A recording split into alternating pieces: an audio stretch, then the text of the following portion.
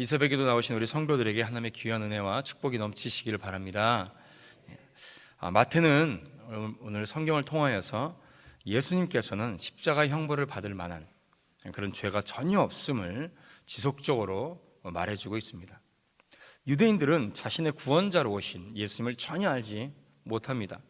로마군에게 무기력하게 잡혀있는 예수님의 모습 대신 시민들을 선동질하고 또 살인까지 한 유명한 죄수인 바라바를 놓아달라고 또 요청합니다. 예수님의 핏값이 자신과 자신들의 자손에게 돌아갈 것이라고까지도 흔쾌히 인정하죠.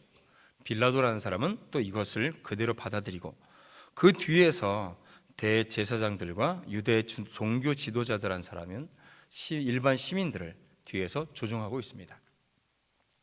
하나님의 아들을 극악한 죄수로 몰아서 십자가에 못 박은 사건은 사람들의 죄성이 또 우리의 죄성이 얼마나 무서운지를 단적으로 보여주는 사건이라고 할 수 있습니다.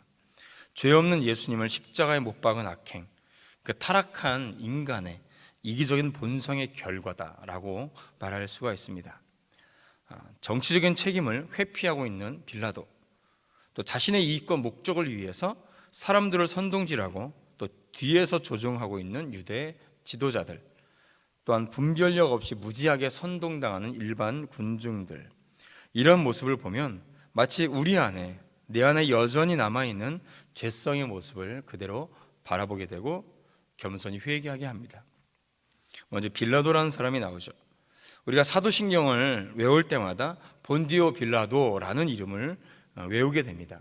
역사적으로 예수님을 십자가형에 처한 법적인 책임은 재판관인 빌라도에게 있기 때문입니다. 그는 예수님께 사형에 해당하는 죄가 없음을 그는 분명히 알고 있었습니다. 유대 지도자들이 예수님을 시기해서 잡아들였음도 알고 있었습니다. 또한 자신의 아내가 꿈을 이야기하면서 남편인 빌라도에게 그에게 해를 가하지 말라라고 청까지 하고 있죠. 그렇지만 그에게는 예수님을 풀어줌으로써 자신에게 닥칠 정치적 불이익을 감당할 만한 어떤 공의로움 또는 책임감이 없었습니다. 나름대로의 노력은 했다고 스스로 안위하려고 하는 모습은 보이죠. 명절 때 죄수 한 명을 풀어주는 관습이 있습니다. 그런데 그것도 재판관이 풀어주는 겁니다. 그런데 예수님과 바라바 중에서 누구를 풀어주기를 바라는지 군중들에게 물어봅니다. 떠넘기는 거죠. 자신의 책임을 회피하고 군중들에게 책임을 떠넘깁니다.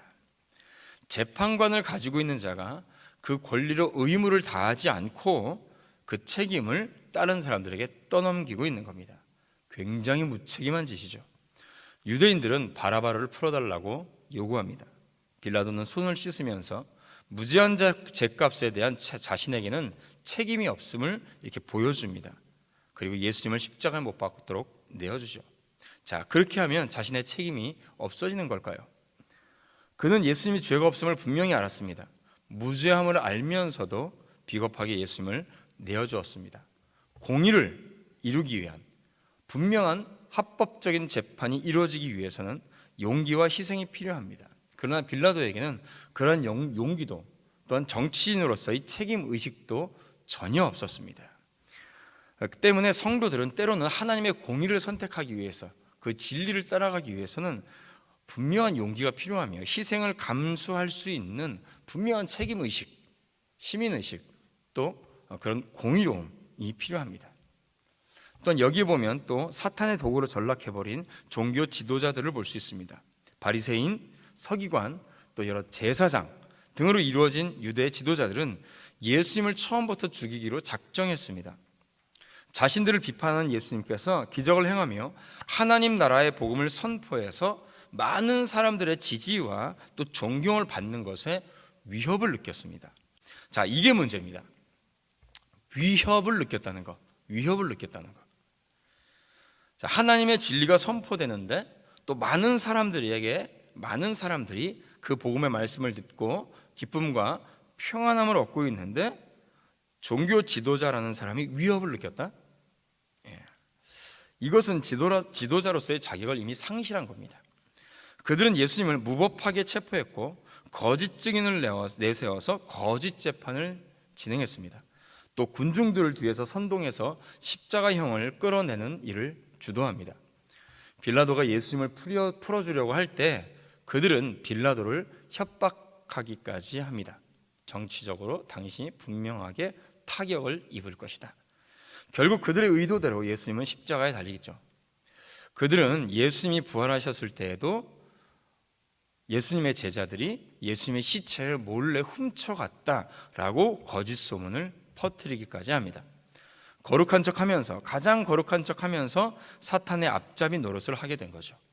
그들이 이처럼 악행을 저지른 이유는 하나님의 뜻보다 자신의 이익, 자신들의 욕망 때문에 그렇게 된 것입니다.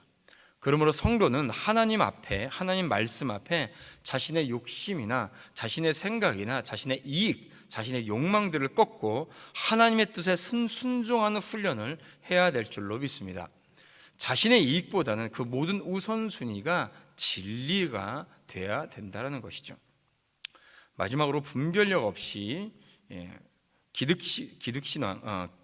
기복신앙에 빠진 유대 군중들을 우리가 보게 됩니다. 특히 이 사람들을 보면서 이 사람들의 모습이 나의 모습이 아닌가라는 생각을 많이 하게 되었습니다. 유대 군중들, 한때 예수님을 따르던 자들입니다. 주님께서 기적을 행하고 또 오병이어로 배불리 먹여주고 또 하나님의 복음을 전파했을 때 예수님의 말씀을 듣고 또 기뻐했던 자들도 이들 중에 있었습니다. 그들은 예수님의 이적에 칭송과 지지를 보냈던 자들입니다. 그러나 예수께서 연약한 모습으로 잡혀서 재판에 넘겨지게 되자 유대 지도자들의 선동에 넘어가서 예수님을 십자가에 못 박으라고 지금 소리치고 있습니다.